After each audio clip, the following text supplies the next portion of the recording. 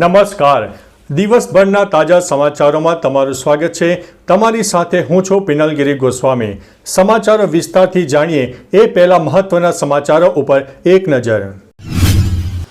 મિત્રો, અમદાવાદથી સૌથી મોટા સમાચાર સામે આવ્યા છે. બ્રિજ બનવા છતાં ટ્રાફિકની સમસ્યા હજુ પણ યથાવત જોવા મળી છે. આગળ વાત થશે રણવીરસિંહની મુશ્કેલીમાં વધારો, બેંગ્લોરમાં FIR દર્જ કરવામાં આવી છે. આગળ વાત થશે અજીત પવારના પત્ની બનશે નાયબ મુખ્યમંત્રી. આગળ વાત થશે બ્રેકિંગ ન્યૂઝ સામે આવ્યા છે અમદાવાદથી દુઃખદ સમાચાર. આગળ વાત થશે અમિત ખૂટ કેસમાં નવો વળાંક જોવા મળ્યો.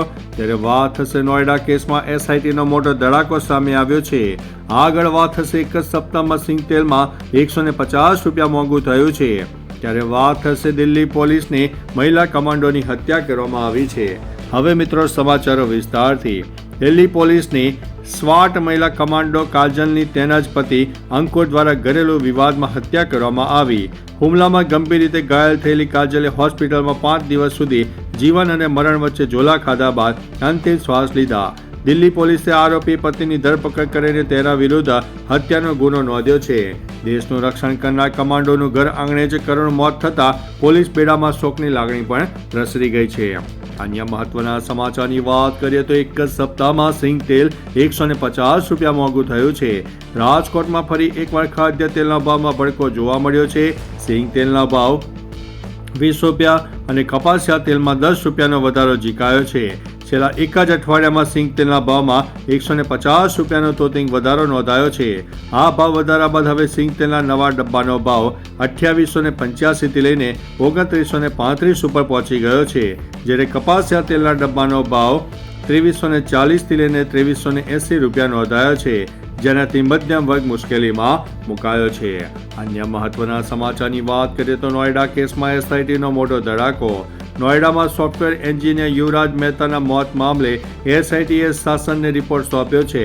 રિપોર્ટમાં ખુલાસો થયો છે કે જો રેસ્ક્યુ ટીમથી ગંભીર ચૂક ન થઈ હોત તો યુવરાજનો જીવ બચાવી શકાયો હોત. રેસ્ક્યુ ઓપરેશનમાં લાગેલી 2 કલાકની દેરીને મોતનું મુખ્ય કારણ ગણાવ્યું છે.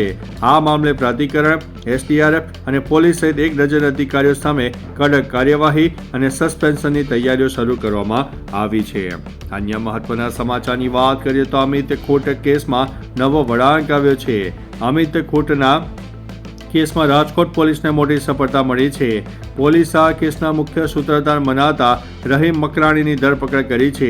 પોલીસ તપાસમાં ખુલાસો થયો છે કે રહીમે જ પૂજા રાજગોર અને એક સગીરાનો ઉપયોગ કરીને અમિતને હની ટ્રેપમાં ફસાવવાનું ષડયંત્ર રચ્યું હતું. રહીમ પોતે સગીરા બનીને અમિત સાથે ચેટિંગ કરતો હતો અને દુષ્કર્મની ફરિયાદ નોંધાવી હતી. આ ધરપકડ બાદ કેસમાં વધુ નવા ખુલાસા થવાની શક્યતા છે. અન્ય મહત્વના સમાચારની વાત કરીએ તો અમદાવાદથી દુઃખદ સમાચાર. અમદાવાદના કોટ વિસ્તારમાં ઘી કાંટામાં આવેલી 9 તાળીની પોળમાં વહેલી સવારે દુર્ઘટના બની. અહીં એક અત્યંત જૂનું અને જર્જરિત મકાન ધરાશાયી થતાં અફરાતફરીનો માહોલ સર્જાયો. મકાનના કાળમીચે 4 લોકો હતા. ઘટનાની જાણ થતાં ફાયર વિભાગના 3 વાહનો તાત્કાલિક ઘટના સ્થળે પહોંચી ગયા અને બચાવ કામગીરી હાથ ધરી. મળતી માહિતી મુજબ 4માંથી 3 લોકોને બચાવી લેવાયા છે અને એક મહિલાનું મોત નીપજ્યું છે. અન્ય મહત્વના સમાચારની વાત કરીએ તો અજીત પવારના પત્ની શું બનશે નાયબ મુખ્યમંત્રી. અજીત પવારના અવસાન બાદ NCP નેતૃત્વ અને સીટને લઈને હલચલ તેજ થઈ ગઈ છે. અજીત પવારના પત્ની સુનેત્રા પવારને નાયબ મુખ્યમંત્રી બનાવવામાં આવી શકે છે. તેઓ બારામતીથી ચૂંટણી લડી શકે છે. છગન ભુજબળ અને પ્રફુલ્લ પટેલે તેમની સાથે મુલાકાત કરી. પટેલને NCPના પ્રમુખ તરીકે નિયુક્ત કરવામાં આવી શકે છે. એવી ચર્ચા છે કે NCP શરદ પવારની પાર્ટી NCP સાથે મર્જ થઈ શકે છે. અન્ય મહત્વના સમાચારની વાત કરીએ તો રણવીરસિંહ મુશ્કેલીમાં વધારો, બેંગ્લોરમાં FIR કરવામાં આવી છે. કાંતારા ફેમ દૈવા પરંપરાની મજાક ઉડાવવા બદલ રણવીરસિંહ વિરુદ્ધ બેંગ્લોરમાં કેસ દાખલ થયો છે.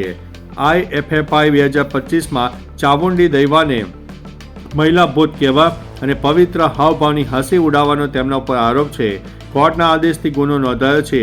રણવીરે માફી માંગી હોવા છતાં ધાર્મિક લાગણી દુભાવવા બદલ કાયદાકીય કાર્યવાહી શરૂ થઈ છે. હવે આ મામલે આગામી સુનાવણી 8 એપ્રિલના રોજ યોજાશે. અન્ય મહત્વના સમાચારની વાત કરીએ તો અમદાવાદમાં બ્રિજ બનવા છતાં ટ્રાફિકની સમસ્યા યથાવત જોવા મળી છે. અમદાવાદમાં ટ્રાફિક ઘટાડવા કરોડોના ખર્ચે બનેલા બ્રિજ હવે નવી મુસીબત બન્યા છે. વિપક્ષનો આક્ષેપ છે કે અણઘડ આયોજનને કારણે બ્રિજ ઉતરતા જ 4 રસ્તા આવતા વાહનોનો જમાવડો થઈ જાય છે. શહેરમાં ટ્રાફિક જામના 13 હોટસ્પોટ ચિહ્નિત કરાયા છે, જ્યાં બ્રિજના છેડે વાહન ચાલકો કલાક સુધી ફસાવવું પડે છે. યોગ્ય સર્વે વગર બનેલા ફ્લાયઓવરથી ટ્રાફિક જામની સમસ્યા વધી છે. તો ચાલો મિત્રો, ફરીથી દેશ અને દુનિયાના સુપરફાસ્ટ સમાચાર લઈને મળતા રહીશું. ત્યાં સુધી અમને રજા આપશો. નમસ્તે.